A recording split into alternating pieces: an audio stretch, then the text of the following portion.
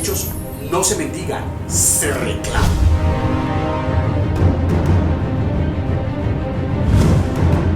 Estamos hoy en un segundo programa de Al Derecho con el magistrado Fernando Tocora, un hombre del mundo del derecho penal, pero que no se quedó en la burbuja del derecho penal.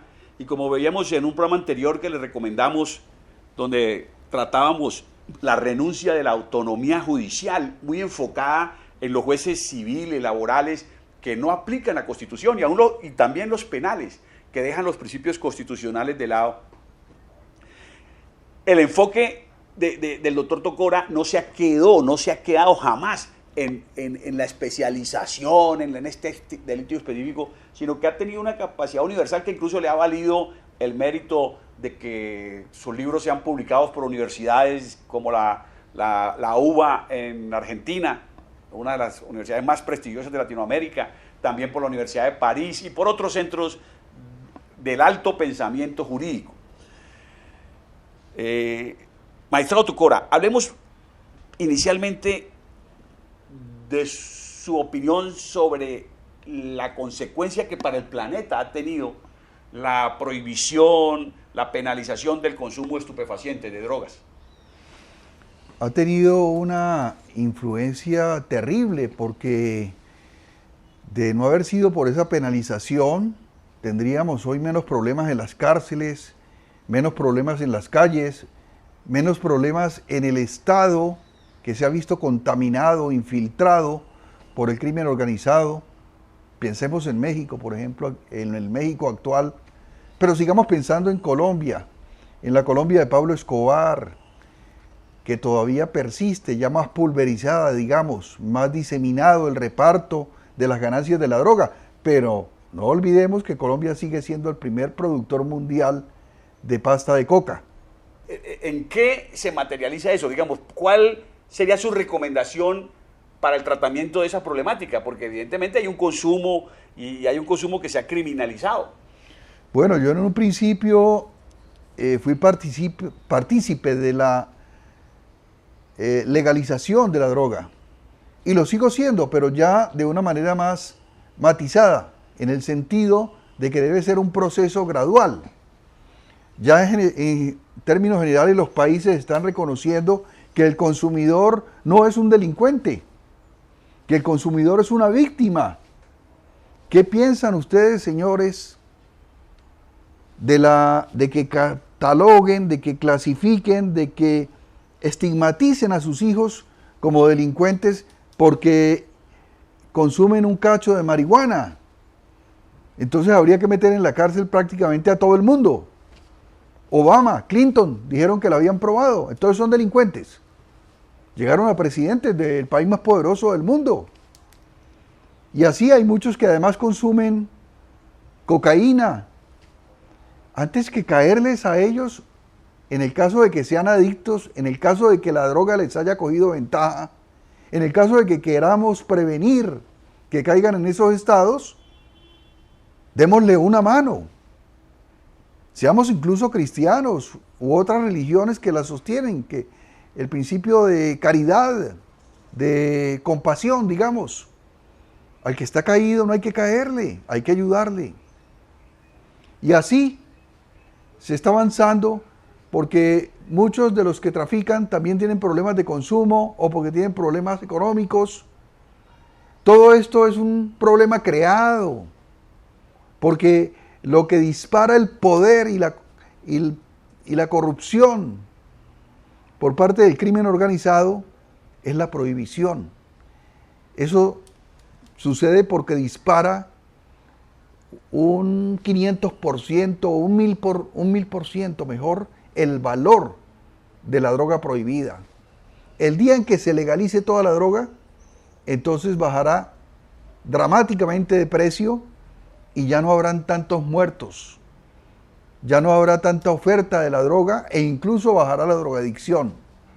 Y no estamos diciendo que se legalice para dejar de controlar. Yo digo que se legalice para mejor controlar. Un poco lo que sucede en Holanda. En Uruguay. En Uruguay también. No se ha disuelto la sociedad uruguaya. No se ha relajado. no se disolvió en una Sodoma y Gomorra como de pronto el presidente de entonces dijo en Colombia a partir del fallo de Carlos Gaviria sobre la legalización del consumo de dosis personal, que dice que los aviones se iban a caer, dijo el presidente, porque los pilotos se iban a trabar. Increíble eso. ¿Y qué tal las mamás embarazadas consumiendo droga? Tampoco tenemos reportes estadísticos de la morbilidad de las madres embarazadas por consumo de drogas, ni mortalidad tampoco, mucho menos. Fue un rasgarse de vestiduras que debió cambiar ese presidente por una situación de reforma sanitaria, porque esto es lo que es un problema en gran parte de salud. Y en cambio de rasgarse las vestiduras y poner el grito en el cielo, debió haber salido a crear una red de atención psicosocial para todos estos muchachos que se ven tentados a consumir y que después se ven aventajados por ese consumo y en problemas de ubicación y de relación como los que conocemos. Entonces, esa sería mi idea inicial. Pues porque no es hacer paradójico observar cómo en los Estados Unidos de Norteamérica se ha legalizado la marihuana en muchísimos estados y hay dos connotaciones allí. Primero, no ha habido incremento de accidentes, ni de divorcios, ni de asesinatos, por un lado. Y por el otro, están haciendo millones de dólares con un elemento de la naturaleza que igual que la cafeína, que igual que el alcohol consumido en determinadas grados, etcétera, genera unos estados, igual que el vino, igual que porque la humanidad a través de su historia siempre ha recurrido a los estimulantes, a los psicotrópicos, incluso para estados alterados de conciencia que han ayudado a producir grandes obras de la humanidad. No estamos haciendo aquí una apología a la cannabis, pero sí es muy triste ver eso, ¿no? Como mientras aquí reprimimos, allá cada vez la legalizan y la convierten más en un negocio, ¿no? Claro, mientras estábamos aquí discutiendo cuál era el más narco, cuáles son los narcos, cuáles son los sospechosos, etcétera, toda una cacería de brujas, los laboratorios ingleses ya estaban trabajando las posibilidades terapéuticas y comerciales de la cannabis. Así es. Y los Estados Unidos, por lo menos 25 estados, ya han legalizado la droga y la producen casi que industrialmente. La siembran allá y están produciendo unos derivados que son de circulación comercial. Entonces, ¿en qué estamos? ¿Y qué pasó con todos esos escándalos, incluyendo el del Vaticano, sobre el Banco Ambrosiano, sobre la logia U2, etcétera, en que se lavaban dineros del narcotráfico, entre otros? ¿Y qué ha pasado con los narcogobiernos? El gobierno de García Mesa en Bolivia, con su ministro Arce Gómez, que esto no es un cuento, fue encarcelado en los Estados Unidos por trabajar con los traficantes de droga. Y han habido gobiernos en Centroamérica ligados a la mafia, ligados al crimen organizado de la droga. Y en México tienen su rabo de paja. Por ejemplo, el general Cienfuegos fue detenido en Los Ángeles y después fue liberado por el gobierno, no sé si de Trump, por cuestiones diplomáticas, ¿no? Para mantener las buenas relaciones. Entonces hay traficantes de diferente categoría, de diferente familia. Resulta que si uno es de buena familia, como el general Cienfuegos, que es de la familia militar, pues lo devolvieron. No hubo problema, a pesar de que le tenían todas las pruebas sobre su colaboración con los carteles de Sinaloa, etcétera. Eso, recientemente vi un programa de este youtuber que se ha vuelto famoso, Pombo, Juan Piz González Pombo, entrevistando a Ernesto Samper Pizano, que no es pues santo de mi devoción, pero Samper Pizano explicaba esto. El primer día que él asume la presidencia, iba con unas tareas de gobierno y unos planes, y a las 9 lo llaman urgente el comandante de la policía. ¿Cuál es el tema? Dice, no, se voló Chupeta, Juan Carlos Ramírez. Entonces, como presidente, atender esa situación, y entonces alcanzó a trabajar media hora más, y a las 10:30 le llama el embajador de Estados Unidos. Hay que capturar a Chupeta en 48 horas, porque si no esto devuelve un problema de Estado. Entonces, consejo de seguridad a la 1 de la tarde, sin almorzar, y todo el primer día de gobierno se le fue buscando a un narco que se había escapado de una cárcel, lo cual indica que él como gobernante tuvo que ocuparse de un tema casi que policivo, de un tema carcelario. Bueno, y con esta anécdota de la volada de Juan Carlos Ramírez, el Chupeta, y que trajo a colación Samper en esa entrevista que les recomiendo ver con este youtuber, entremos al tema de los panópticos, de las cárceles. Usted también en eso ha producido interesantes artículos y reflexiones. De una manera muy sinóptica, muy breve, ¿cuál es su opinión hoy sobre el papel que están jugando las cárceles en la política criminal, específicamente en Latinoamérica? No, las cárceles son unos antros verdaderamente, donde se violan todos los derechos, empezando porque ni siquiera se cumplen las reglas de una convención de la ONU que hay sobre el área que debe ocupar cada preso. Y es un área física. Entonces, como nosotros hemos visto en fotos, unos duermen encima de otros. Son como 4 metros o 6 metros cuadrados, lo mismo que debe tener un preso. No los tienen, porque hay sobrepoblación carcelaria. Y encima de eso hay corrupción en la administración de las cárceles. Se roban plata y entonces el alimento es menor. Las condiciones de salud son desatendidas.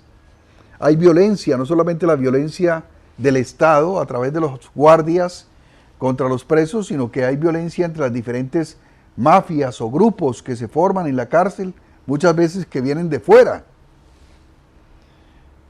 Entonces, prácticamente en las cárceles lo que hay es un genocidio por goteo. Eso lo sostiene el profesor argentino Raúl Eugenio Zaffaroni en uno de sus importantes textos sobre la realidad penal en América Latina.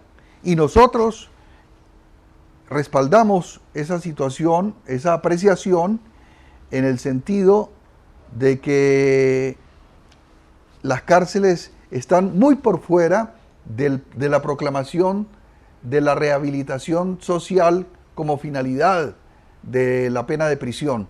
Es lo contrario. Lo que hace la cárcel no es rehabilitar. La cárcel real que existe en América Latina no rehabilita ni resocializa. Lo que hace es destruir la personalidad del reo. Acabarla de destruir si es que llevaba ya algún proceso de destrucción por su marginalidad social en curso. Entonces en Urigancho, en Lecumberrí, en La Picota, en Carandiru, no ha salido nadie regenerado. Todo lo contrario, la gente sale herida por el exceso de castigo, por la desproporción del castigo, y muchas veces por delitos que no tienen importancia, lo que se llaman los delitos de bagatela. Otra cosa, uno podría decir de los delitos graves, de violación, de homicidios, etcétera, que aún así son selectivos, porque los homicidios que se cometen desde el Estado no tienen pena.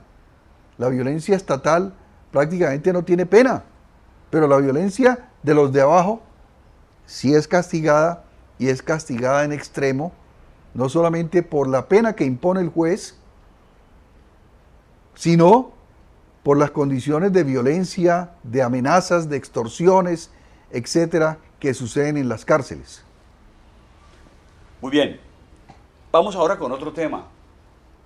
Chile, Pinochet, Estadio Nacional de Chile, millares de estudiantes rebeldes que protestaban fueron allá desaparecidos. Argentina, unos dictadores que subían a los muchachos de la izquierda, a los rebeldes, a los subversivos, a aviones y los soltaban a 21.000 metros por el nivel del mar, se apoderaban de sus esposas embarazadas, les quitaban los hijos para darlos en adopción a esposas, a familiares de militares que no habían podido tener hijos. En Colombia, unos muchachos de barrio que estaban por ahí jugando son reclutados para que unos militares puedan presentar puntos de ascenso, recibir dinero, prebendas, días de vacaciones, e informarle al mundo en un conteo macabro mes a mes cuántos guerrilleros hemos dado de baja. Y ahora viene la JEP, la Justicia Especial para la Paz, y nos dice que 6.402 de esos muchachos no eran guerrilleros, no eran delincuentes, sino que cayeron en esto. Desde el punto de vista de su especialidad en derecho criminal, viendo sus obras sobre política criminal global, ¿ahí habría algún espacio para justificar estas acciones en base a la seguridad nacional, que es el argumento que utiliza la derecha para tratar de defender a estos dictadores o a estos presidentes que auparon este tipo de conductas? Ninguna.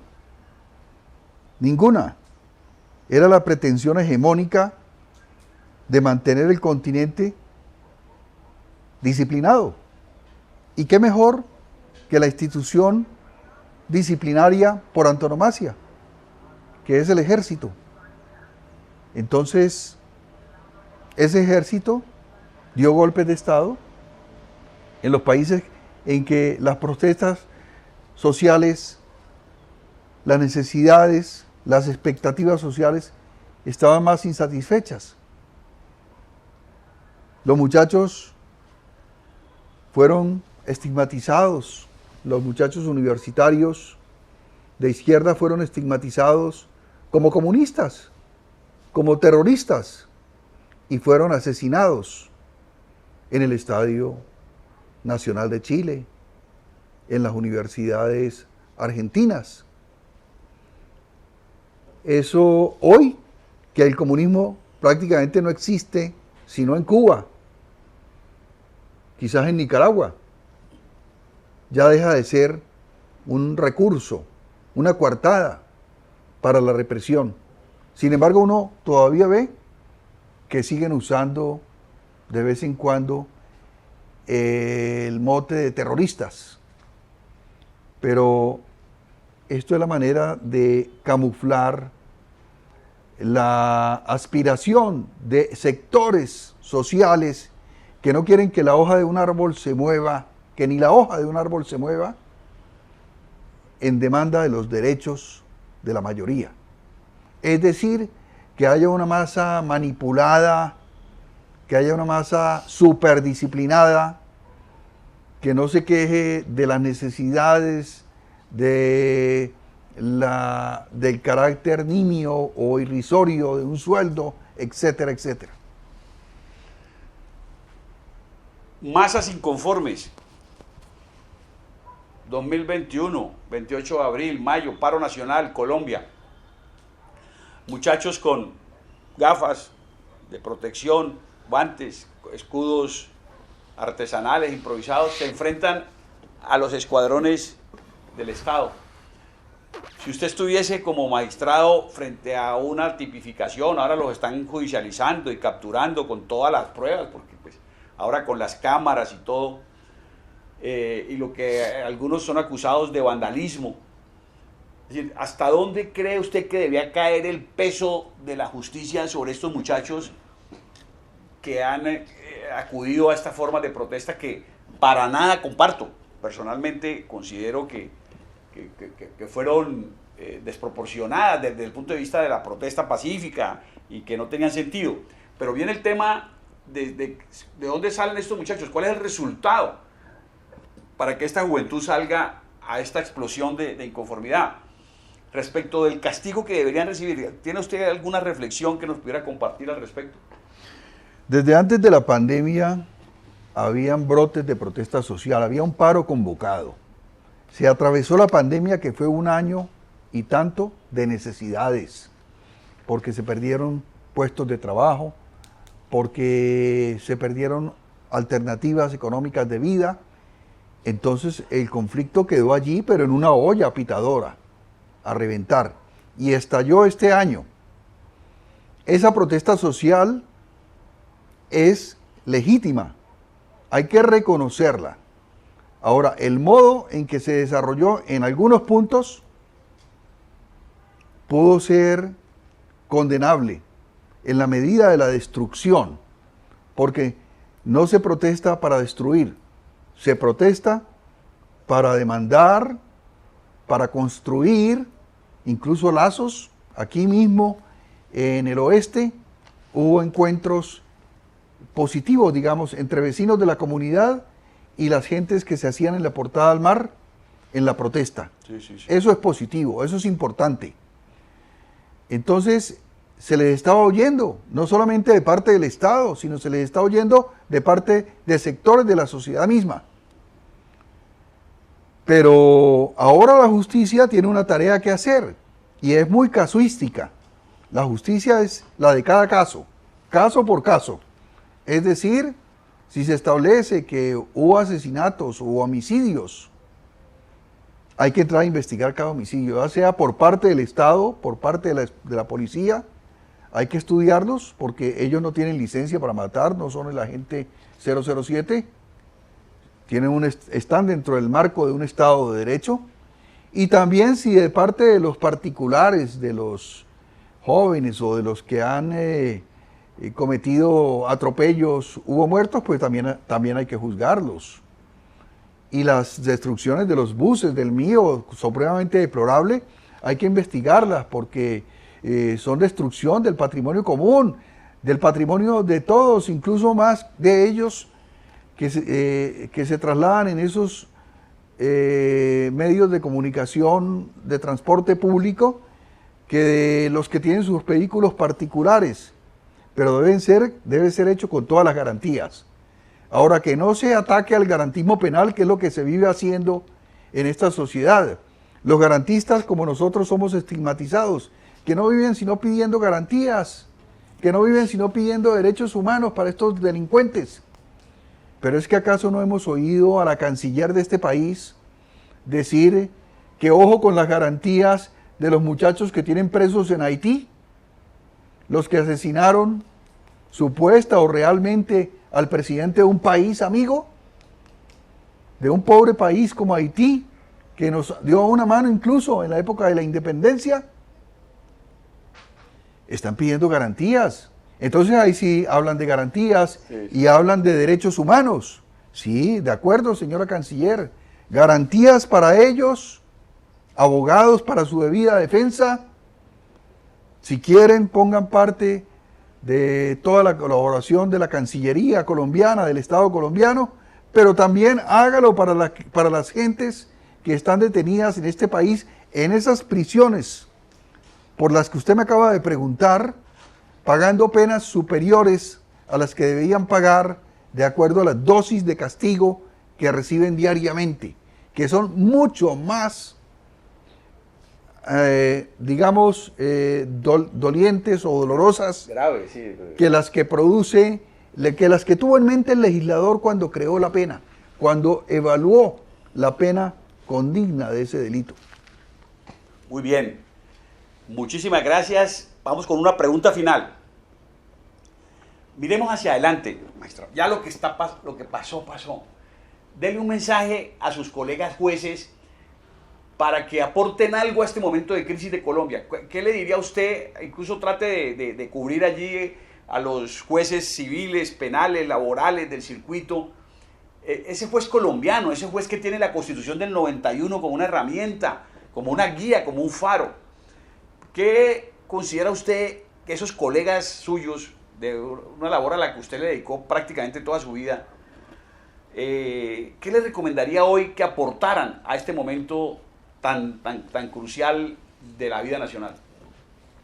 Empoderemos al Poder Judicial, no solamente a partir de nuestra propia actividad, de nuestra propia independencia, sino señalando cuáles son los factores externos de poder que limitan la autonomía judicial. Si las elecciones de los jueces se producen por contubernios, por lobby, por lagartería, eso hay que denunciarlo para que se produzcan por méritos, por consagración a la justicia. No es justo que estén estas puertas, este carrusel de los nombramientos, estos nepotismos, en los cuales he llegado a conocer hasta magistrados de la corte que tienen la esposa, la amante y la novia en diferentes organismos de control. Entonces, mi esposa la ubico en la fiscalía, la otra en la procuraduría y hasta la otra dentro de algún juzgado regional. Esto no se justifica, esto es una vulgaridad, una grosería. Ya vemos dónde cayó la Corte con los magistrados del caso El cartel de la toga. del cartel de la toga. Cayó muy bajo. Puede ser que se esté recuperando, porque esto no ha tenido precedentes en América Latina. Estar cobrando $1 millón por arreglarle el caso, no a cualquiera, sino el caso a políticos que habían permitido masacres en sus regiones. Eso no fue un cobro de $1 millón, de $2 millones por parte del prófugo Bustos, por parte de Malo, de Ricaurte, y se me escapan otros nombres, que se desvió y que se corrompió la Corte. Entonces, los jueces deben protestar contra eso también. Deben reivindicar su autonomía en esa crítica, pero además dejar un poquito esa cortitis, que es el seguimiento genuflexo, obsecuente, burocrático, digamos, de las decisiones más, digamos, a veces discutibles. Hay que discutirlas, en efecto, discutirlas. Y, de otra parte, nosotros desde afuera, desde la democracia, debemos ver porque no se siga nombrando, por ejemplo, un fiscal de bolsillo. Porque es que la Fiscalía se llena la boca diciendo que la Corte Suprema nombró al fiscal. Pero es que la Corte Suprema nombra al fiscal de una terna que está compuesta por 3 amigos del presidente. Entonces, de todas maneras, ahí va a caer. Yo he propuesto desde hace mucho tiempo, desde que estaba en la rama, que el nombramiento se haga al revés. Que los magistrados de la Corte escojan la terna y el presidente nombre si quiere. Pero ya tendrá que nombrar de 3 elegidos dentro de un proceso democrático de 24 o 28 magistrados de la Corte, los que son ahora, de manera democrática, digamos, que discutan, que expongan sus hojas de vida, etcétera, y no nombrarle al amigo del presidente. En esa estamos en este país, y ese fue el principal error de la Constitución del 91, haber creído que con eso le daba autonomía a la justicia y la dejó amarrada a un fiscal de bolsillo. Ha sido muy gratificante este tiempo que hemos pasado, estos minutos valiosos en este programa, refrescando las contradicciones del derecho, que es un mundo donde se mueven intereses. Decía el magistrado Tocora en su intervención final, hablaba de que la protesta social en Colombia viene de antes de la pandemia, y yo quiero hacer un mini editorial al respecto. Cuando la derecha gana la administración de Duque, había una esperanza de que pronto realmente promovieran unos cambios sociales. No lo hicieron, y eso se hace evidente con el nombramiento como ministro de Hacienda del señor Carrasquilla, una persona absolutamente proclive a la protección del abuso financiero, de las desigualdades, con unos antecedentes de corrupción muy claros con lo de los bonos del agua, y vino ese primer periodo, y en el año 2019, antes de la pandemia, sucedieron 2 hechos importantes que vale la pena recordar muy brevemente para darle un poco de contexto a este momento que vivimos. Uno es que el 26 de octubre, en las elecciones de 2019, el Centro Democrático no logró prácticamente ninguna alcaldía importante. Perdió en Bogotá y de lejos, perdió en Cali, perdió en Medellín, perdió en Cartagena y creo que perdió en Barranquilla también. Y luego a la semana viene el paro nacional del 21 de noviembre. Esa fue una movilización tremenda.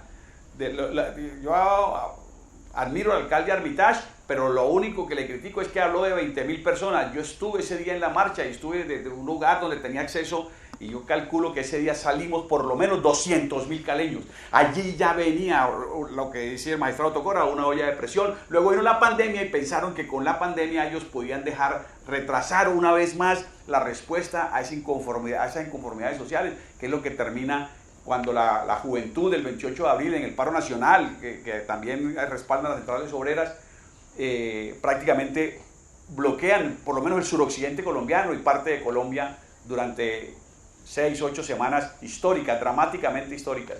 este tema no ha sido resuelto, porque el gobierno sigue como ignorando a esos voceros, no les ha dado, no los ha, como dicen los campesinos, no los ha distinguido. Y si uno no distingue la contraparte en un conflicto y no parte de la base de que la contraparte puede tener razón en mucho, sino que se rodea de unos jóvenes burócratas como el ministro de Defensa, como los ministros que hoy rodean a Duque, y uno llega a la conclusión de que vienen días de mayor conflicto y de mayor crisis para Colombia.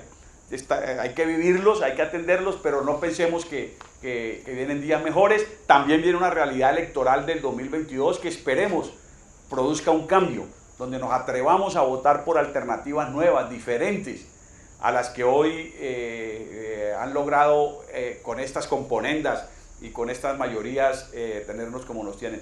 Magistrado Tocora, muchas gracias por su compañía, muchas gracias por facilitarnos el espacio de su hogar para esta amable entrevista. Gracias, Mario, por estas preguntas tan inteligentes, tan precisas sobre nuestro trabajo en la rama judicial, y muchas felicitaciones por esas capacidades periodísticas que son extrañas en un abogado. Muchas gracias. Hasta una próxima edición de Al Derecho. Porque los derechos no se mendigan, se reclaman.